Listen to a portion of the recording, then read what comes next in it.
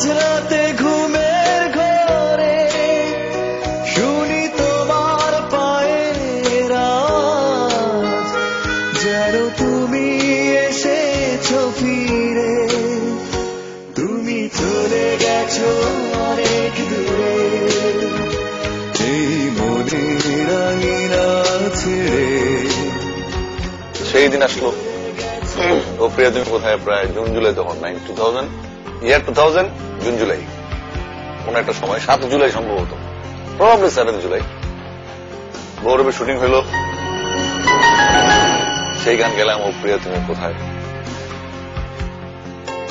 ওই দিনে ব্লাস্টার হলো, পরের দিন গেল অ্যালবাম ডে বাই ডে, মানে মানুষ জানে ও প্রিয়া রিপিট হচ্ছে, আবার মানুষ দেখতেছেন গানটা ক্যাসেট করতেছে মানুষ।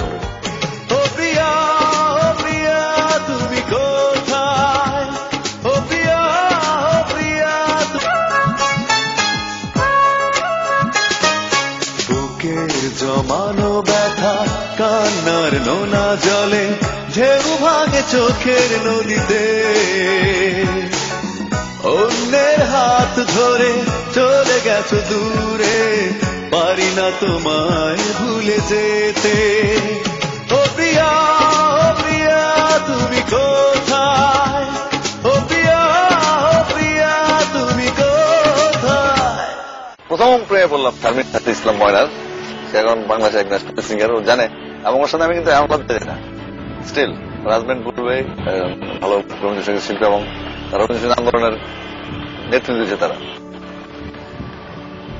এই সাথে সাইকেল আমার বন্ধু ছিল শাকিল মোটা, কর্নেল সাহেবের ছেলে, সারোয়ার সাহেবের ছেলে, ওর বাবা একজন স্কাউটের দায়িত্ব ছিল, আমার সাথে জিজ্ঞেস করতো। তো কনভিন্স তো আসলে কাউন্ট করা মুশকিল। এই ফনিক সাইকেল ছিল একটা, এই ফনিক সাইকেলের পিছিয়ে মনে করো ও ছিল এই মোটা।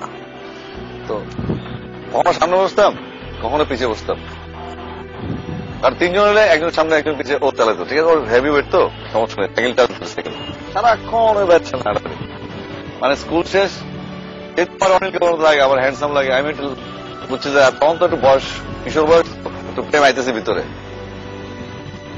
এই নামে মনে হয় 4 বছর গেছে ইন্টারনেট বন্ধু।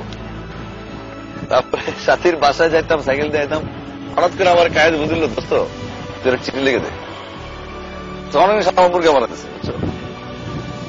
আমি তো বিরাট ধর্ষণ ছবির সিনেমা শুটিং চলতেছে নাকি, তোর চোখে ডুব সাঁতার খেলবো, ঠোঁটের কানিশে 3 নাম্বার 4 নাম্বার চিঠি পর্যন্ত আমি অ্যাগ্রেসিভ হয়ে গেলাম একটু, সেগুলো ঠাস করে আমার আব্বার এনে দিয়েছি। জোছনা রাতে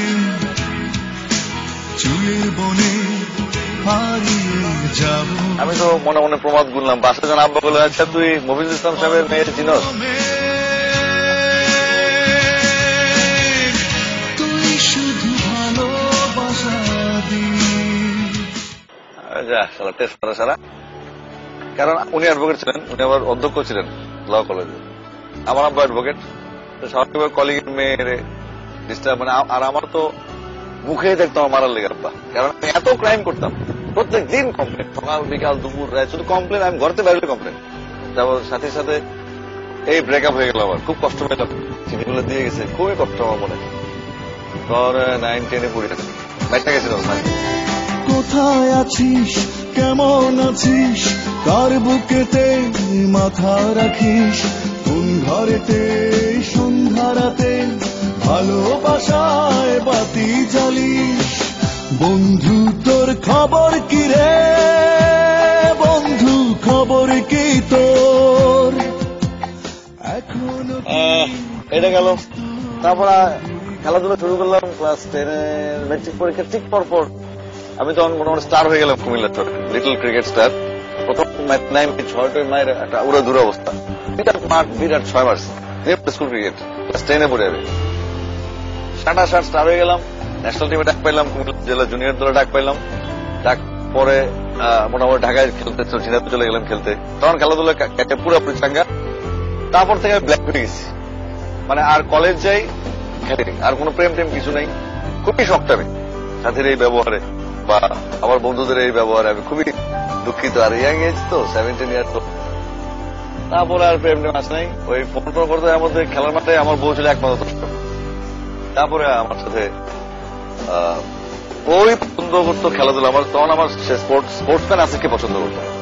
তখন আমি তখন খুব সিরিয়াস ক্রিকেট খেলতাম, সিরিয়াস প্র্যাকটিস করতাম, সিরিয়াস ভাবতাম। তখন কিন্তু আমার ওই উল্টা পাল্টা জীবনে